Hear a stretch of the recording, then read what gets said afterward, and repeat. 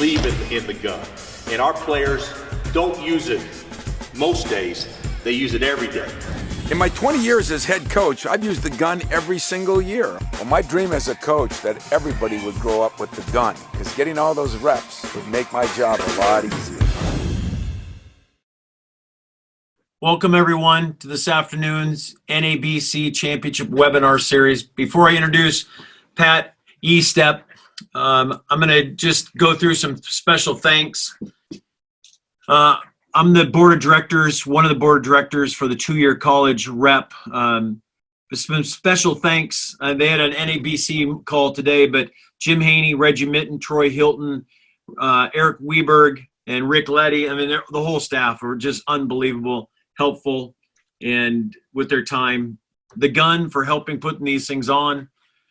The Sideline Interactive is going to give away one table, 8 feet long LED, free shipping, over $11,000 value. We'll put on the call in on the question and answers how you can find out about signing up. Craig Reed from KBA and his sister for all the boards they sent out, and the magnetic boards and clipboards and diagrams and marker boards that they sent out so far. Mike Bray for past president of the NABC and all the support he gave and continues. Jamie Dixon, again, he's the now current president of the NABC. The board of directors, all of them, how supportive they've been in marketing and promoting and their time and effort being on. Bill Bergen from Championship Productions, Nate Landis, Daryl Bennett. Just remember, there's some special things for you. If you want to go to Championship Productions, you can buy videos for, I think, 25% off. And if you want to buy those virtual clinics, you can get those for like $49.99 or $125 for all 5 of them, which are a great deal. Same coaches, same topic. Same coaches, different topic, different coach, and same topic that they were going to be speaking on. So with that, I've got the honor of introducing Pat Estepp. He's done an unbelievable job, and his topic is one that goes with my heart. I love the matchup zone. Coach, I was lucky enough to go be with John Chaney for like three times during my coaching career. Just, I love the matchup zone. Quick rundown.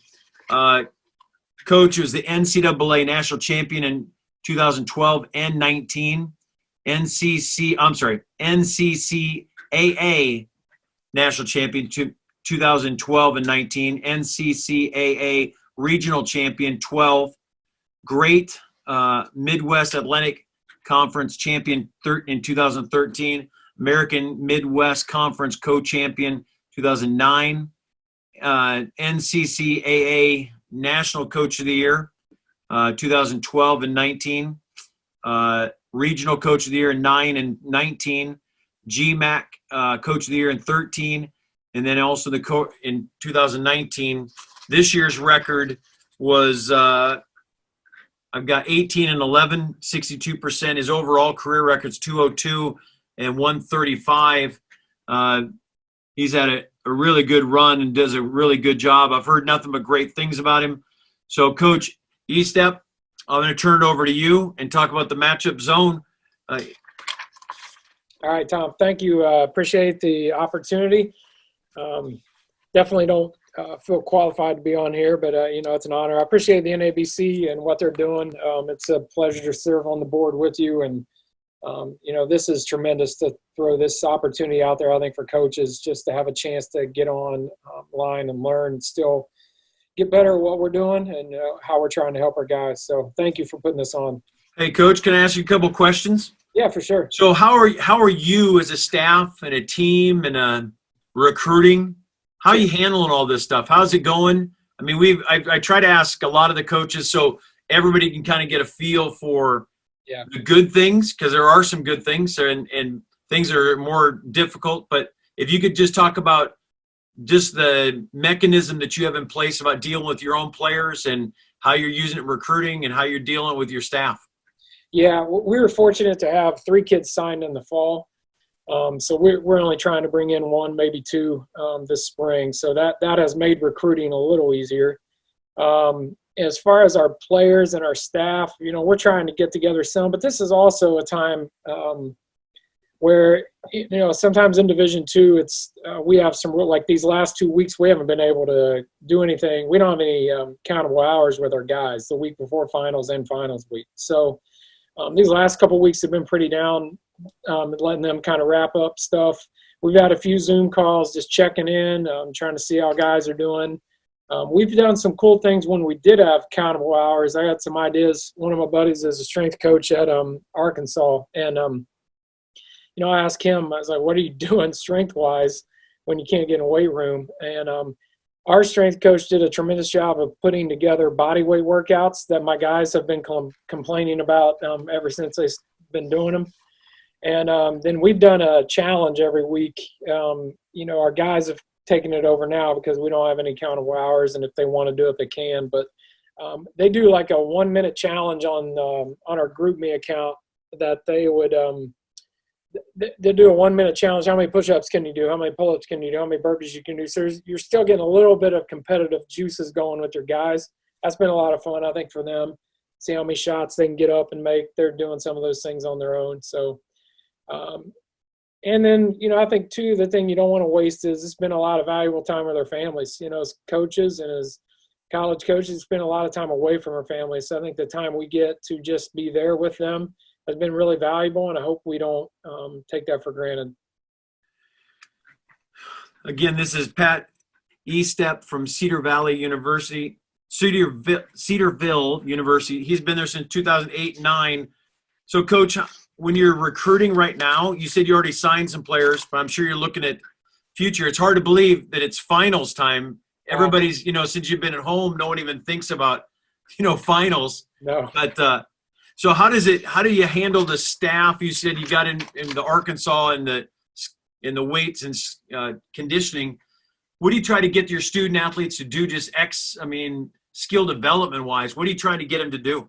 Yeah, I had our staff. The one thing we did early on was we split our guys up into groups within our staff. So our guy, even though I may only talk to the guys every week or every 2 weeks at certain times, our staff was touching them every week. And then our staff came up with like 6-7 workouts to email to the guys. So they have those on file. So that's been the big thing there. And then we're all recruiting. Tough part for us recruiting is, the biggest benefit we've ever had on recruiting is getting a kid on campus and around our guys. And when you're at a small college, that's your biggest value. And to not be able to do that makes it a tough sell when you're maybe competing against some low Division I's for kids. So we're just trying to communicate with kids, being patient. You don't want to be impatient and take a kid that maybe doesn't fit who we are and what we're about, and then regret that next year. So we're okay with that, waiting. How does this recruiting portal transfer thing that's coming up, how does that affect you guys? Well, we're hoping it doesn't turn us all into JUCO coaches. So, I think that's the fear. If you've got some really good players, you're almost scared to have a freshman of the year anymore if you're going to be a Division II, Division III coach, or even a low major coach. So, we're praying that we have a good enough culture and the guys come here for the right. I think it does put more of an imperative on getting guys who want to be at your university.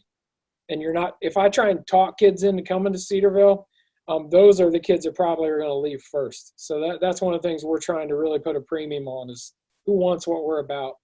Before we go into the matchup zone, let me ask you the last question because you just mentioned it. Culture, leadership, motivation. Can you talk about those three things, and then I'll turn it over to you? Yeah, there's been things that I've kind of tried to grow in, especially over the last few years. Just, your culture has got to be something that obviously we drive, but it becomes even more influential when it's being driven by your leaders and your players. And I've tried to do over the years a better job of turning leadership over to our players, whether that's them leading small groups. Try to drive being more intentional with the guys. Sometimes, I transitioned from assistant coach to head coach. So early on in my career, those relationships were relatively easily because I had already had those, as an assistant. When you become, I learned that lesson real quick. The fall after I became a head coach and we're going on a retreat, a year ago, all the guys wanted in my van when we were taking off to go on our team retreat.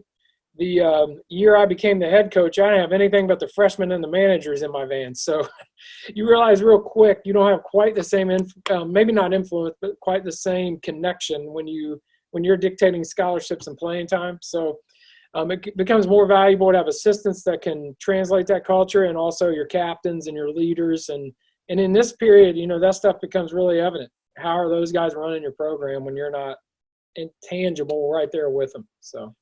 How do you handle captains? How do you do it?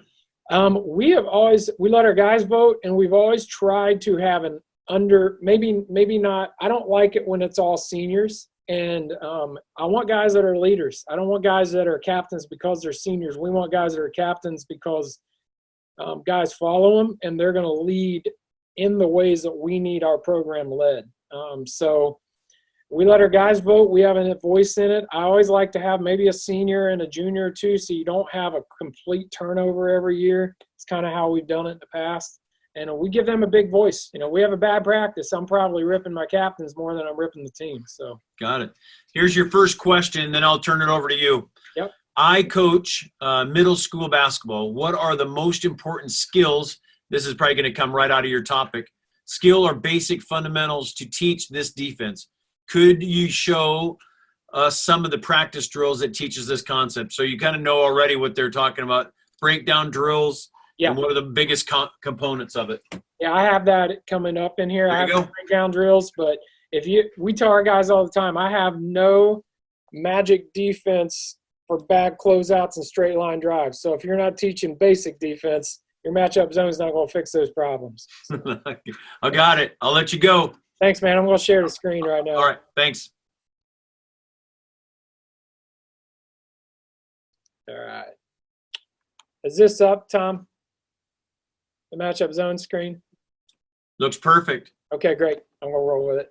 Well, thanks again for having me on, and we'll get going here. And, like I said, if you guys have questions, you can chime in, and Tom can ask me those. So I'm going to move right along. I'm just going to start at the beginning with why the zone. I do got to give credit. I think in basketball, it's one of those things that heard one of your clinicians the other day to say this, but we all steal from each other. There's not a whole lot of brand new ideas out there. There are ideas you take and you mold them into what your philosophy is and what fits your philosophy, and that's what we've done here. But Wade O'Connor is a guy who used to coach with Donnie Tyndall. He moved to this area, and he's actually a guy that I've become friends with that has helped me in teaching this zone. So this is a zone that they used to run in a lot of ways. So, I think initially we started with initially I was a man-to-man guy. When my first couple years of NAI, we had a number 1 defense in the country in NAI, number 2 scoring defense, and we were straight man-to-man. But we had a shot blocker and a lot of things that fit that. So we initially started, you just want to have a good zone to practice against. As an assistant, I remember beating a team in a regular season by 40, getting to the NAI national tournament and losing to that team when they threw a zone on us and we weren't ready for it. So, I think it's always wise, even if you're a man-to-man guy, you better have some good zone to practice against and let your team go against. We went all in on the zone 2 years ago because we just felt like we were going to have 4 freshmen that were going to have to play a lot for us, and they did, and they were really good. And this was a method for us to kind of simplify a scout for a young team.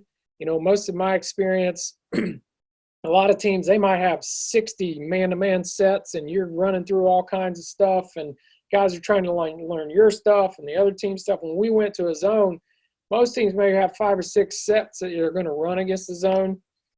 So it simplifies the scheme. It simplifies the scout. It was a way for us to get kind of build-in help side. I think it takes time to be really good man-to-man, especially when you're with guys like I recruit a lot of high IQ, really skilled offensive guys, and at our level in Division II, it's difficult to get those guys to be great defenders. A lot of times in high school, those guys are told don't foul. Even if they play for great coaches, they still needed them on the floor. So it kind of built in some help side to us.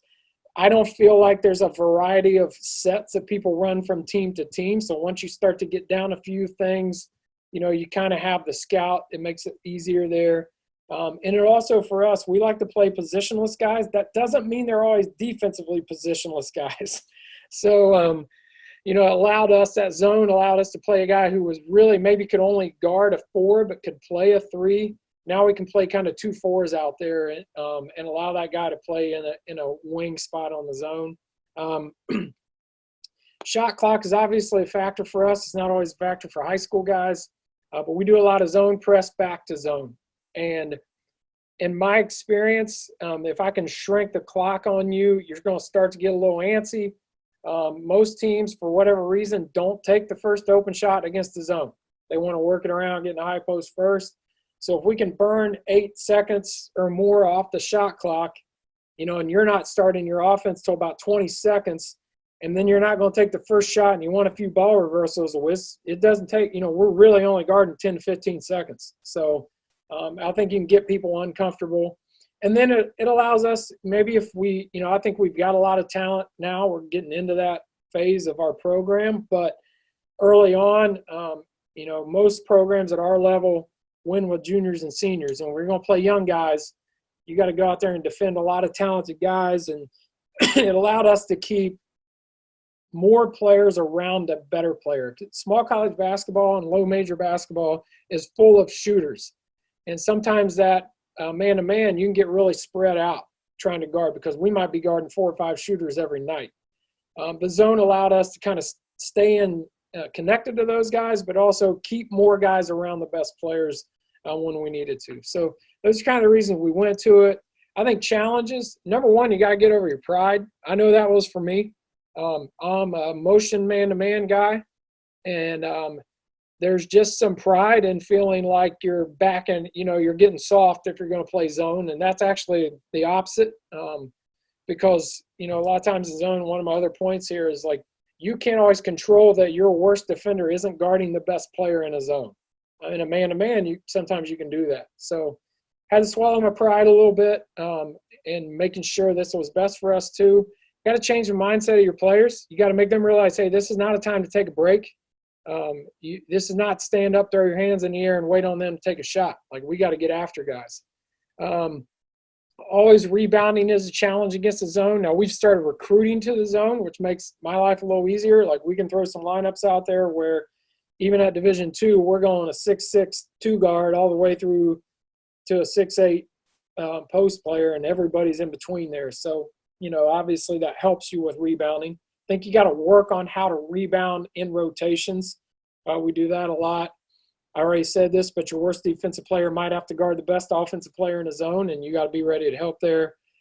Getting guys to anticipate defensively is big. That doesn't matter what defense you're playing. I think that's always crucial.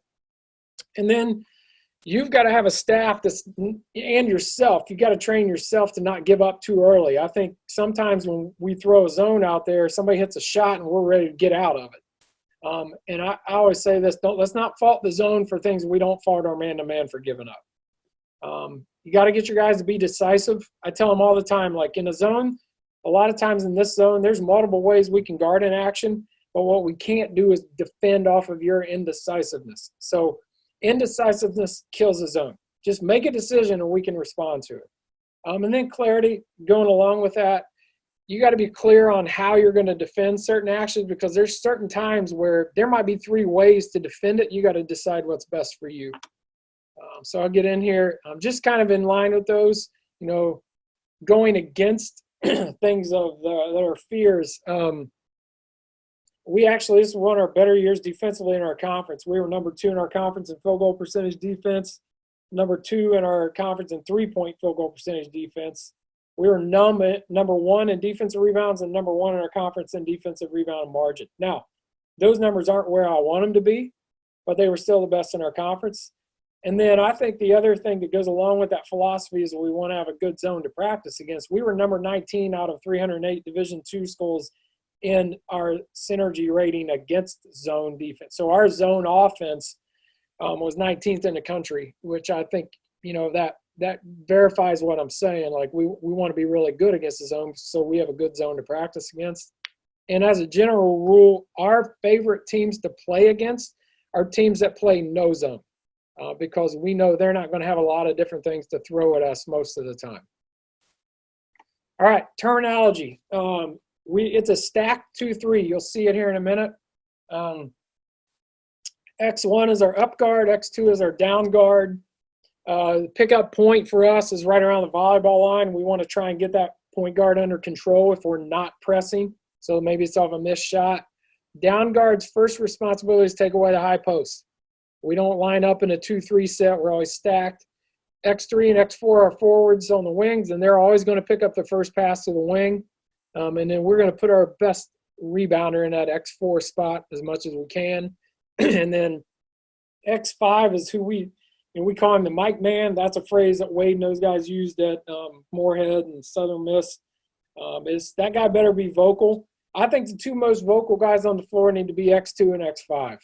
We're working on our X5 becoming more vocal. X2 was really vocal for us, and that was a big help. But he has to talk the most because he sees the most. And I'll get into, here's a diagram of the alignment. You can just see kind of the basic stuff here. X1's up guard, down guard, X3, X4, X5. And just kind of showing you on the first pass, we're going to pick that up here with our X3. X1's going to slide down, and X1 and X2 are going to split the high post, all right? So one guy's in front of the high post, one guy's behind the high post. X4 is taking the weak side block, and X5 is on the high side of the low post, all right? And you'll see a rule here why it would play out this way in the next possession. Let me go back to screen here for you. But one of the rules I'll tell you in a minute is if a big's on the ball, a guard's got to skip. So because X3 is on the ball, X2 has to be ready to take a skip because X4 is back here in basket protect. If there, I'll talk you through some bumps here in a minute, but not just yet. I'm going to show you just a video with the basic alignment. I hope it's not too choppy for you. I can even play it twice if that works better. So you can see our X2 is the down guard there with the yellow shoes. And then we get out, we're kind of matched up right here. So that just gives you kind of the base alignment that we're looking for there. Get out of this full screen. All right. So Tom, I see a few questions. If you want to ask me any right now, a couple of those we can answer. Yep. Does he prefer his best rebounder on the defensive left or the offensive right? Or off defensive left or the offensive left? Well, if you look back at those, I prefer our best rebounder in this X4 spot. So if I'm facing the basket, it's going to be the offense's left. I guess hopefully that answers that. Next one is, can he go back to the list of terms for X1 and X2, et cetera? Yep, right there they are. And before I forget, I'm going to send this to Tom. So don't feel like you got to write down everything because I'm going to try and get through as much as I can here. But Tom can actually share this PowerPoint or this Google Drive document with you guys, anybody who wants it. Thanks, Coach. Is it possible for Coach to talk a little bit more about how he sets rules for rebounding in the zone and if he can show some of the drills for that? Yeah, I don't necessarily have any drills on paper. I got a dry erase board. Maybe I can – do I need to go full screen or can you see this right now? I just get – you can go ahead. I can see it pretty well right here. I'm watching just like everybody else. So one basic drill we do is that triangle rebound drill that you see a lot of guys where maybe you're rotating in man-to-man. Well, what we do a lot of times is we want our guys to be looking for the next guy to rebound. So one of the things, instead of having to move constantly, is just we'll put a coach here and a coach here, and then this guy takes a shot, and everybody's dropping to the next guy to get a box out. And I think this is the main one because what burns you in a zone a lot of times, that weak side guard dropping down to get a weak side box out. So that's the primary thing we're working on. That's really one of the drills we do. And then we just talk a lot about it in practice. We chart offensive rebounds are always +2 for an offense. So, if you're competing against your guys, you don't really want to give those up at all. Okay, let me go to the next one here. What's the defense rotation when the ball's passed to the corner? That's what I'll get on that next. Okay. So I'll talk to you through the bumps next. All right. Does he ever have his down guard cover the corner? No. Okay. How do you defend the rollback or the screener after cutting the cutter cuts, taking the screener's defender with him? Man, I don't know if I'm smart enough to answer that question. I almost have to see that. Okay. And I know when you get into matchup zone stuff, it's like who has the pin last. You know what I mean? Yeah, Who has the marker last? Yeah, the biggest thing here for us is always the communication level's got to be extremely high. And I tell our guys, and I'll probably have this on another slide, active hands and ball pressure take away what's open on cuts and reversals, because you got to give the zone a half second to shift. So your job as a defender is to help take away what's open right away so that you're not just getting picked apart on every pass. So let me bounce over to this next slide. Then this might address the corner stuff for the guy. We're going to talk about the bumps. You have anything else? Yeah. How do you defend shallow cuts in the 1-1-3 alignment? You talking about in terms of like a I'd assume they're talking about like short corner stuff. Yeah, well, I'm going to get into that right here. Okay. A lot of these, you can tell it's a hot topic. Yeah. Did you adjust the alignment when there is an even front attack? Yeah, I actually have videos on that coming up. All right, let's do this. I'll let you roll, and we'll get to like 45, and then I'll ask you the questions. Okay, cool. All right. So here's hopefully this answers some of these questions you guys have, because they're really good. And they're things that you have to kind of work through, I think. And sometimes for me, on a board, it's easier for me to go out on the court and work my guys through it and just see answers to these. So here's our bump situations. The thing I like about this zone is we don't bump unnecessarily. We bump because the offensive alignment dictates it. We don't just bump every time you throw to the wing. And there's always tandem bumps. And obviously, as the season goes and as we get better at this, we're a little more interchangeable. But early on, we pretty much stick to these rules. So when a bump occurs, let's say it's a shallow cut to the corner or it's whatever, when they overload a side, we're going to bump. We got to make sure that guy getting bumped is running through the passing lane, so there's not a quick pass. And then we don't want him to bump himself. We don't want to leave the ball open with nobody guarding. So it's almost like a physical bump. You got to hit the guy, push him to the corner. Always tandem bumps. So the thing I like about this zone is it's odds and evens, all right? X1 is always bumping X3 side of the floor. X2 is always bumping X4 side of the floor.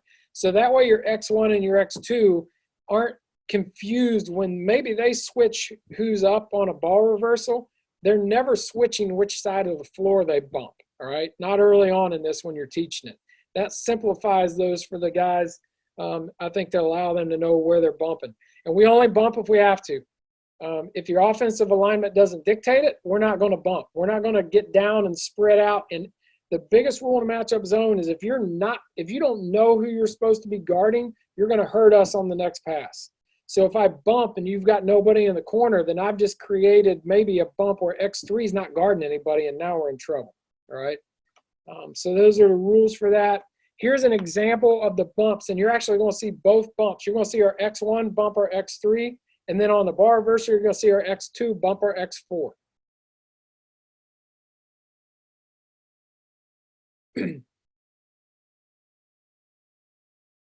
So this is our X1 right here. This is a scouted play, but he's going to bump there.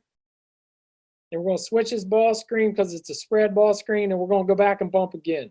I'm going to play that again for you guys. It's because I know sometimes this stuff's moving fast, and when I stop it, it gets real choppy. So this right here is X1 and X3. We're going to bump this cut, all right? Switch the ball screen because it's a spread ball screen, and then we got an overload, so we had to bump again.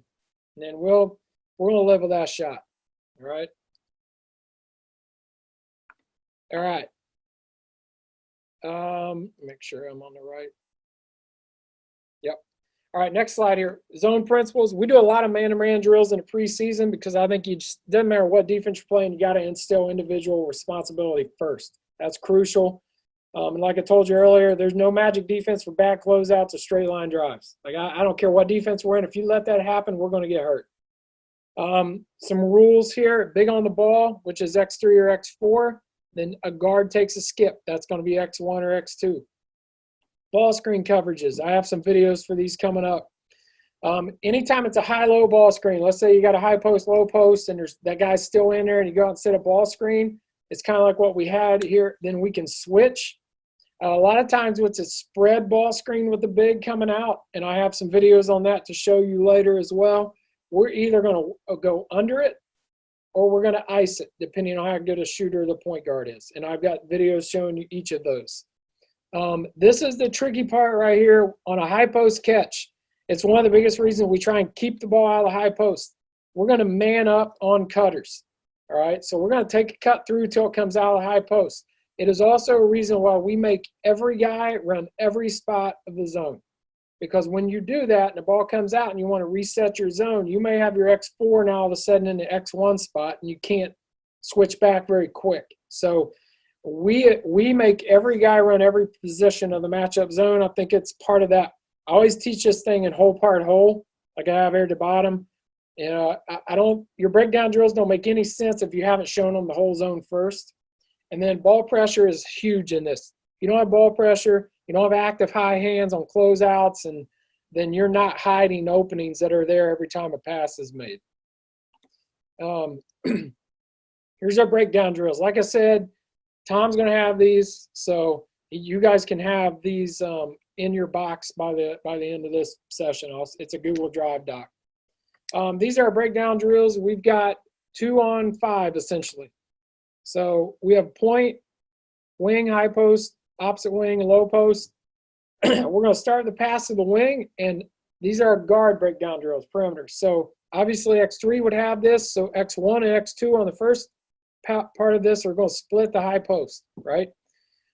When 5 cuts to the corner, now we're in what we'd be yelling bump, bump, bump, all right? So X1, X2, and then even these guys that are sitting out are going to yell bump. That means he's going out to guard this. Even if this guy's not catching the ball, we're still going to bump, right? And then X2 sitting right here on a ball reversal. This is where you got to work on your rotation. X2 is going to take the ball reversal. X1's got to sprint back into the high post. And then X3, who would have been bumped, is down on the other end of the floor working on sliding back up in here, ready to take a pass if it goes back to X2, or goes back to 2, right? Ball gets reversed.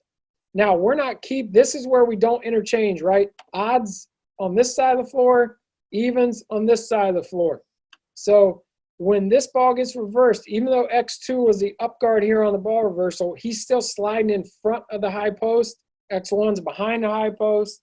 And then when 5 cuts out to the corner, we're going to be yelling bump again, and X2's going out because this is X2 and X4's side. So we have the odd side on this screen, odd side of the floor, and we're working on the even side of the floor over here. And we're just drilling this movement. We might, once we get down the ball reversals, then we might throw a skip pass. We might throw it back to the same side to just test them and make sure they're what you're trying to do is reinforce the movements here in the communication that's going on. And then this is your forward breakdown drill. We don't put a high post guy in here because we want our down guards taking that away early. So we end up with 2 low post guys. Same movement, pass gets made to the 2. X3 is going to take that first. X5's in front. X4 is in basket protect. 5 cuts to the corner. We're yelling bump. X3's bumping here. X5 staying in basket protect. All right. And then same thing on the other side. X4 takes the first pass. So any point to wing pass, X3 or X4 needs to get. And then if 4 cuts to the corner, we're going to yell bump. 4 is going to run through the passing lane, hands up, take that away. You can progress and do different things out of this. Obviously, we could work on a skip pass. Like say we're in this screen right here where we're bumped, right? So we would have X1 on the ball. Our guys, in order to drill that, we might throw a skip, which means X4's got to get that because X1's over here on the ball. So those are kind of the rules. I know I'm moving fast. Like I said, my email is going to be on the screen late. You guys are free to email me any questions, and Tom's going to have this as well. Zone press. So our primary focus when we zone press, because of the shot clock, is to eat clock, right? That's my phrase I use all the time. Not trying to turn people over. We're also not trying to slow the game down.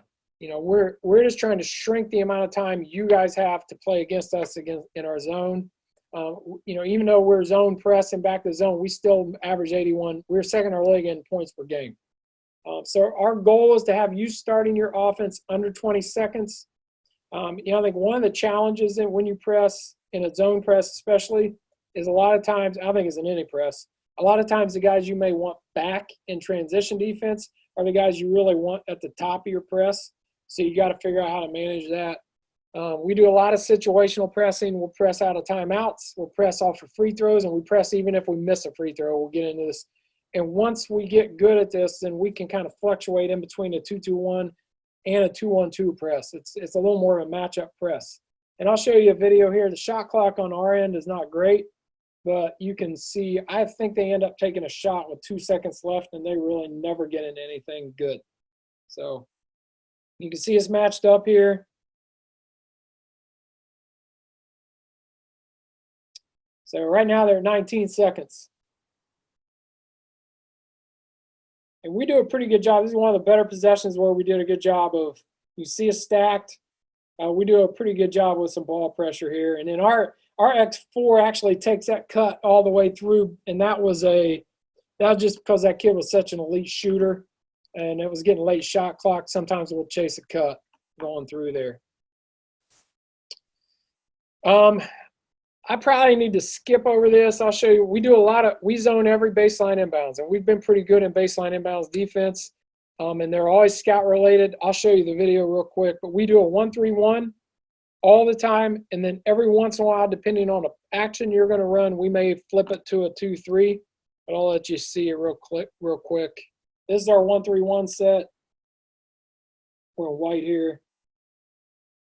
And then the next one would be our this is a 2-3 set of a scout. We kind of flipped it on the team just because whatever they were running might have been giving us a little trouble in the 1-3-1, and they just said, heck with it, we're going to just chuck it to half court. So I'm going to get to here's a question earlier, Tom, even fronts. So here's us guarding 2-guard fronts. The first clip you're going to see, we have X1 and X. You're going to hear us if you watch us in different calls throughout a possession. You hear 41, that means our 1 and our 2, we're actually out in almost like a 4-out 1-in defense, and our X5's probably taking a high post. If you hear 13, that means our down guard's staying in a high post because our 5 needs to stay home on a low post guy. So you're going to see us defend a 2-guard front 2 different ways right here. So in this one, we got both guards up, and we're in, a 41. I think we do a really good job kind of floating in and out of 13 and 41 here. We're matching up pretty well in this possession. Handing off cuts, doing a really good job.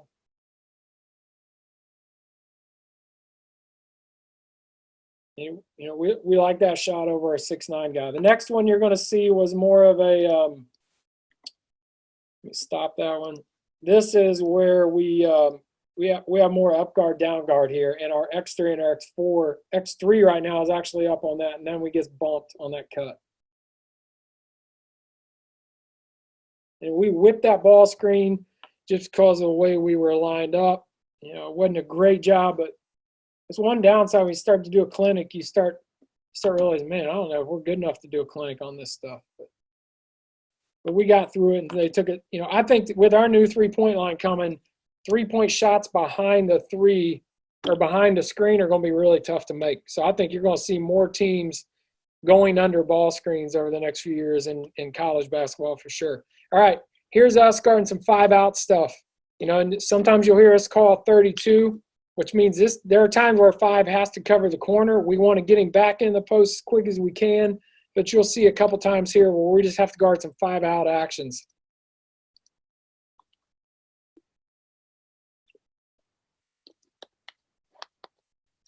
And even though we're getting our butt kicked in this game, we came back and won in overtime. So zone was very helpful for us in this one. But you'll see 5-out coming right about now. Our 5's going to have to go cover that corner.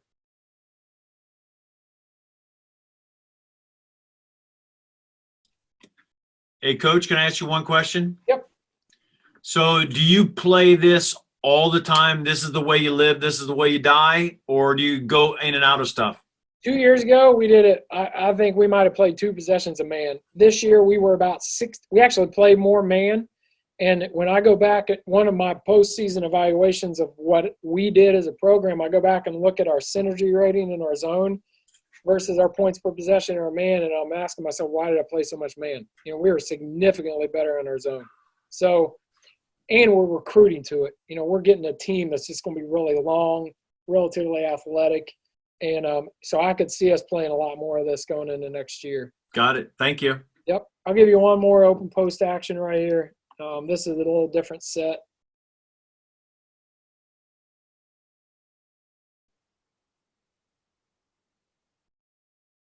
Yeah, I think one of the things you can see too to begin, you're looking at like they haven't got into their action yet. They're calling out a play. So we're at 14 seconds before they start to run what they want to run. And yeah, that's one of the things we like. So there's our 5 had to come out. Now he's up in the high post. And that was a bad closeout, but we ended up with their worst 3-point shooter taking a shot with 1 second left. So that's one of those things where you got a bad closeout, but your press and all of the stuff at getting them late shot clock saved us because it ends up with their worst 3-point shooter taking a shot. Ball screen coverages, I'll show you. This is a 5-out ball screen coverage right here in the first clip. And then you're going to see one where we whipped it, went under it, and then the other video is where we iced it. You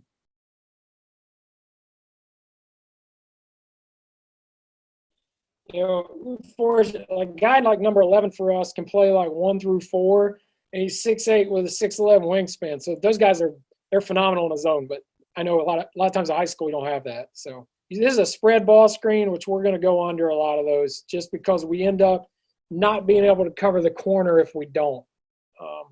So that's kind of the reasoning behind that. And then here's one where we ended up icing it. This was more of a scout play because they popped their 5-man a lot.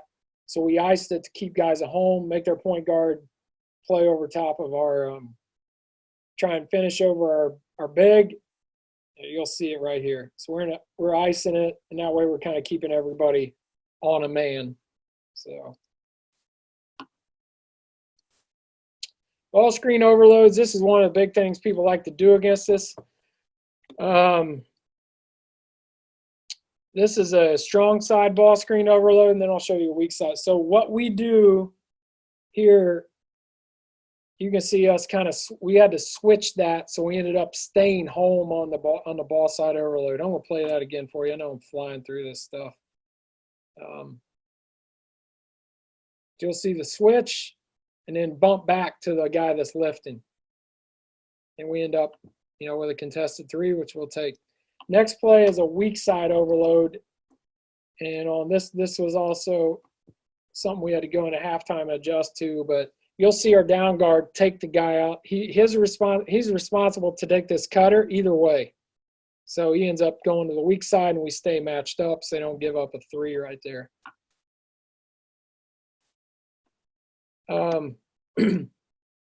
Here's a double ball screen, late shot clock. And we know this is coming. This was something we had to adjust, but we saw this the day before, so you can see us kind of with this scout. We actually had to chase that guy through. So our X4 is on the other side of the floor right now, so we had to scout this, but we end up with everybody guarded in the late play. So, and then last thing, this is a rule I think is crucial. In any zone defense you're playing, anytime somebody's dribbling from the baseline up, you better bump that because they're filling in behind with a shooter. And you'll see us right here bumping a dribble up.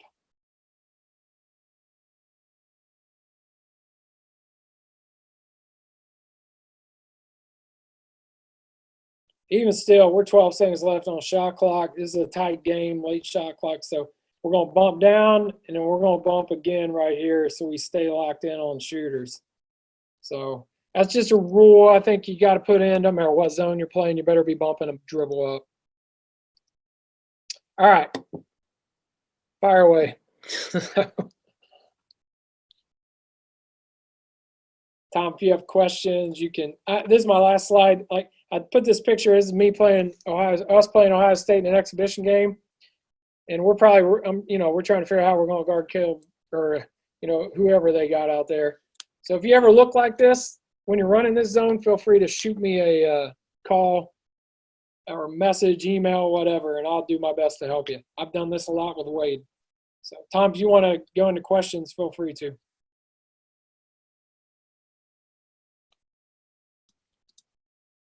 Coach, you ready for me? Yep. All right, here we go. You got a lot of questions. Yeah, I know. All right, here we go.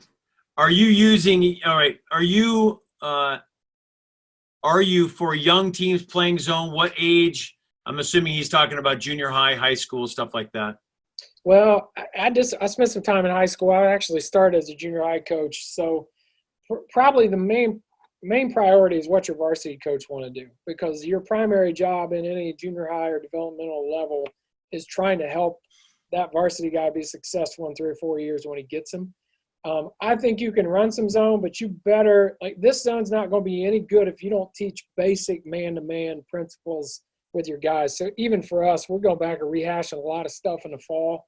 So you better spend a lot of drill time at that age, especially just teaching the basic ball you man. Can you close out and guard a yard? Can you close out with your hands up? Do you talk? Like, those things are more important than the scheme of what you're doing in that junior high level, I think. If I was a varsity head coach, I would definitely want that. But if your coach is a zone guy, you want to be running what he's running. I think this is simple. Now, it takes a little while, but for me, it was the easiest and cleanest zone for us to run. That's why I started going to it. And it was the best zone I had to keep my 5-man at home. At our level where we got to guard a lot of shooters, and that's why we did it. So I don't know if I answered your question. I hope I did, but I think your primary job is to figure out what your varsity guy wants and do your best to develop them for that. What closeout techniques do you teach? We are pretty straight up. We're trying to take away shooting first at our level. I think that's the primary thing, because we oftentimes are playing 4, sometimes 5 3-point shooters on the floor at the same time. So we've moved towards a little more closing out to the shooting hand first. So we're always take away the shot, play the drive. That's the best we've got. Where do you want to force the ball to? We guard pretty straight up. I think probably if you got to force it anywhere, you're a little more pack line principles in this zone than you are, I call it old school 1990s, like Cincinnati defense, where you're forcing baseline. It's probably not what you want to do to get you don't want to be in rotations, but we're probably not straight Virginia position. We may be a little more like Butler, like we're going to square you up and guard a yard. That's what we're trying to do the best. So, Coach, is this similar to Jerry Tarkanian? I mean, amoeba type. You don't have the long slides and stuff. No, we don't have any X action, because I've run that stuff before on the back. You're not switching 3, 4, and 5. That's what I never liked about the old zones. Yep. I don't really. I don't know that one as well. I know this as every time I've talked to a Division I coach and I tell them we run Donnie Tyndall's zone, they're always like, oh gosh. So that's what I know it as more than anybody else's. So. He's an Iowa JUCO guy, junior college guy. Yep. All right. Do you force or shade middle or baseline to place or straight up? I think you just answered that. Straight up. Yeah, pretty straight up.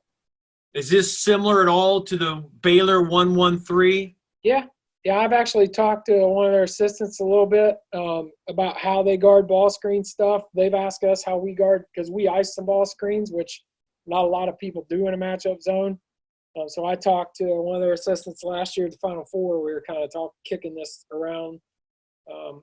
Obviously they got high level athletes in length out there, and they're a lot better at this than we are. But I think it's a very similar type zone. What kind of movement, plays, offense hurt you at all? Honestly, one of my good friends, Bob Ritchie and Lenny Acuff, and those two guys that have multiple skilled guys that can, they got posts who can step out. When you start running a lot of really high level motion, and not just in the scheme, but just in the movement, you can get us, if we're not careful, chasing you everywhere. And I think it's one of those things where sometimes it's not the play. This is a second semester defense, right? You're going to get, if you're going to run teams that run plays all the time, you're going to have most of that stuff pretty well scouted. And I think it's a very valuable tournament defense. when people got short turnarounds to go against this, we won that Christian college tournament 2 years ago, and I had 3 coaches come up to me, and they had 1 day to prepare. And after we had beat them, they were like, "What are you running?" And so I think this is built for that. But really good motion teams that just go out there and start moving everywhere, they can get you chasing too much and get you in trouble. Can you explain the 41, 13, and 32? Yeah. So I think you need to have calls that dictate – those calls dictate who's guarding the high post, all right? So if we're yelling – and we may call both in one possession. I'm not changing the zone. I'm telling my guys who's in the high post. So if I'm yelling 13, that's signifying that one of those guards better be covering the high post. If I'm yelling 41, that's probably where the offense is more in a 4-out, 1-in set, and our 5-man can guard the high post. He'll slide up and guard the high post. If we're yelling 32, you're in an open post set, and our 5-man better be ready to guard the corner. Do you bump down X3, X4 whenever the offense have the corners filled? Yeah. You said you use primarily to run the shot clock down. You wouldn't suggest using it in a primary high school team then? No, I think the press is good because you saw, here's my experience with high school teams in recruiting. Most of them against the 3-quarter court press, like the 2 clips I showed you, that those guys bunched everything up. Well, our favorite thing to do is press a team that wants to put all 10 guys on one side of the half court. And a lot of high school teams do that. So I think it's a good defense for you. You can get them a little rattled, and then they're going down there and they're trying to call play out. And I think you can manage the game with a 3-quarter court press pretty well. Obviously, a lot of times if you run a matchup zone, you may be doing it because you're not the most athletic team. So you're not, I think this is just kind of, I'm not sure I wouldn't. I definitely think there's a lot more value, obviously, if you have a shot clock. But I still think I'd go zone press against teams just because you're wearing them down a little bit. They just mentally get fatigued. What press do you use? 2-2-1, 2-1-2? Both. And we like to get to a point where we rotate it in and out of that. Like our guys know, like I yell 21 or 22, that's the initial alignment, but we match up a lot in the press as the season goes and we get better at it. Coach, last question for you. You mentioned being a junior high coach at one time. How did you get into college basketball, and what advice do you have for others entering that world? God, I had somebody told me one time, it's like you're a turtle on a fence post. So you don't know how you got there, and that's definitely how I feel. I'm a coach's kid. I grew up in the gym. My dad was a high school coach. I thought that's what I'd be my whole life, and God opened doors that I didn't even deserve to have open for me to be an assistant here. And then we were really successful. And then when my boss stepped away, they put me in the head coaching position. So my advice is be true to where you're at, work your rear end off where you're at. But I also think it's valuable to get out and get to know people. I know a lot of coaches, but I don't network for the next job. I've been here 20 years. I network to make myself better, and make our program better. And I just like meeting people. So go to practices, go to college practices. My experience with college coaches is most of them their doors are wide open and they're willing to help you out. And if I could say one last thing, I think in just this environment, I have it down here at the bottom, but I think it's a mistake. This is cool. We're all doing all this trying to get better as coaches, but one of the groups around us, if you have a family that sacrifices the most during your season, is your family. And I think just the time we've had to sit down and have meals with our kids, and like I told Tom already, I've been out cutting wood a lot, so I get my boys out there with me, but let's not walk out of this as a coaching profession and not be different from this struggle we've been going through. And hopefully our families are definitely stronger when we walk out of here. So, Tom, I appreciate it, man. Hey, your topic was awesome. You did a great job. The questions are just rolling in, too. So I appreciate it. On the screen. What's that? My email's on the screen right now. Yep. That's the best ways for them. They can follow me and message me on Twitter. I'll give my cell phone number. And then I'll send you this so you have it as well. Thanks, Coach. Enjoy Hey. Lenny. He's awesome. Hey, have a great day. Thanks for being on. Stay safe. Thanks, man. Thank you. Bye.